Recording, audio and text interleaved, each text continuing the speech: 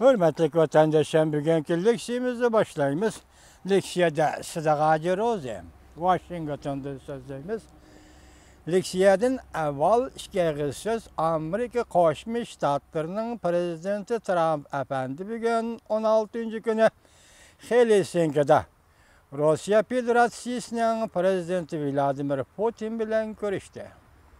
Konkret nimeler sözleşti, ola torbet çıktı, mesela Suriye meselesi degende.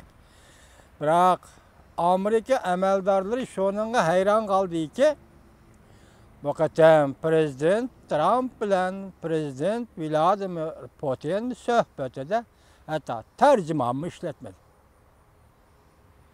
Bu nazar G'arb matbuatları, dünya matbuatları mahfi söhbet. Hatta Amerika'nın amaldarları hayran kaldı deyişti. Bu bir haber. Onun için ikinci sazı Beijing'de ama şu 2-3 gündür beri siyasi özgürlük doğrusu gepler ortaya çıktı. Bugün şu mavzular bilen sizlerle tanıştırımız vatandaşlar. Demişqa degende ben eğer bir mavzuda sizlerge maxsus leksiya tayyorlasam 2 betlik, o fakat bir mesele bo'lib qoladi ekan, bir mavzu bo'lib qoladi ekan. Şunu yana o'tganki odatimiz bo'yicha bugun sizlarga 2 qatim so'zlaydigan leksiyamga munosabatlik YouTube'dagi mavzularni ko'chirib chiqdim. Sizlarning tasavvuringlarga tashlayman, hurmatli vatandoshlarım. Chunki mening kasbim adabiyot edi. Adabiyotda bundoq bir gap bor. Fikrni yoshirin qo'yish, tasavvurga makon qoldirish deydigan. Bu yerda fikr deganda endi shu mavzularning fikri bilan tanishamasanlarmi, lekin mavzularni men sizlarning tasavvuringlarga topshiraman. Hürmetli vatandaşım, hemsi leksiyani başlayımız. Bugünkü leksiyanın birinci mavzusu bundan. Amerika Jungo 200 milyardlık tamoyna beci yolu koyuluştun burun, belki kelişim hasıl kılışı mümkün. Bu bir yeni tema iken. Mavzula haber 7. ayının 14. günü Amerika Avazı Xitay programı ilan kılındı. Haber bundan başlar.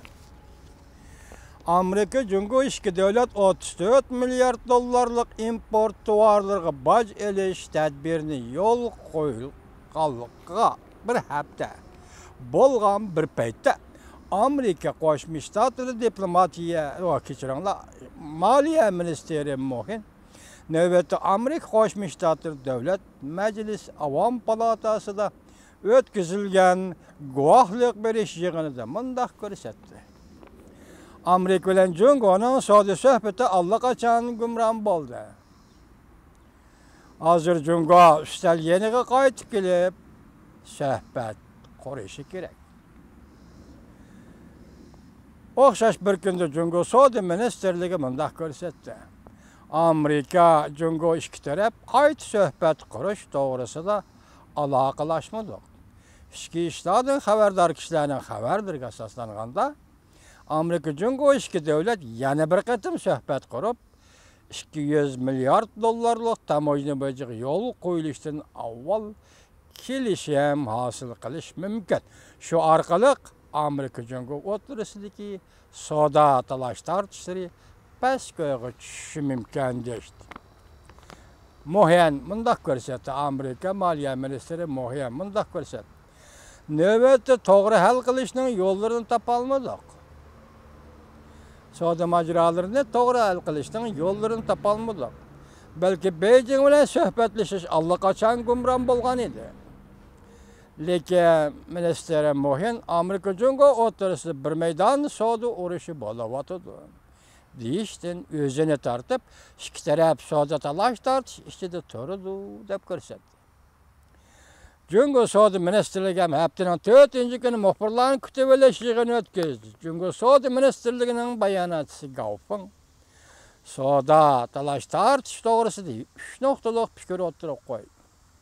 Ya'ni ikki taraf texnik suhbat boshlamadi.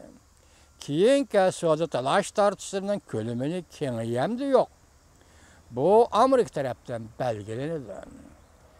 Jungo tarafdan savdo urushiga tutgan prinsip maydoni mundaq savdo urushi qilmaymiz. Savdo urushni qilishdan qo'rqmaymiz. Zarar topilganda savdo urushi qilishga majbur bo'lamiz. Bu Jungo tarafning maydoni. söhbətlə qayta başlaşdan aldın şərti işəniş buluş kerak. Bu Cungo tarafından mıydı? Cungo Savdo Ministerligi şu günü Amerika'nın 301. maddesiga asaslanıp Cungo'ga tamojda beji tadbiri qo'llanganligi to'g'risida so'z iboralar qattiq bayonot e'lon qildi. Amerika ichki siyosat ehtiyoji tufayli birdan mundaq tutariqsiz ikki taraf o'rtasidagi o'rtoq tonishdan voz kechib Cungo taraf bilan bir maydon savdo urushi qilishda ching turdi. Cungo Savdo Ministerligi ogohlantirib mundaq ko'rsatdi. Amerikaning savdo urushi Cungoga g'ilam qartilgan emas. Bütün dünyani o'ziga dushman qilib oldi. Hozir Cungo dunyo iqtisodini xatarlik muhit qilib kirdi. Konservativ bilim xazinasi Amerika shirkatlari tadqiqot o'rni yuqori darajali tadqiqotchisi Drek Saymros mundaq hisobladi. Amerika bilan Cungoning uzun yillardan beri aloqada bo'lishi isbotlab ko'rsatdiki, Cungo qattiq tadbir qo'llanishdan boshqa Amerikaning boshqa tanlashi yo'q edi. O mundaq ko'rsatdi. Ba'zi iqlimdagilar mundaq hisoblaydi. Bizdan Cungo bilan suhbat qurishimiz mumkin emas. Ular bergan va'dasiga amal qilmaydi. Men e'tirof qilsam, men o'zimmi mushu iqlimning odami. Bizdan qila oladiganimiz ular, ya'ni Cungoliklardan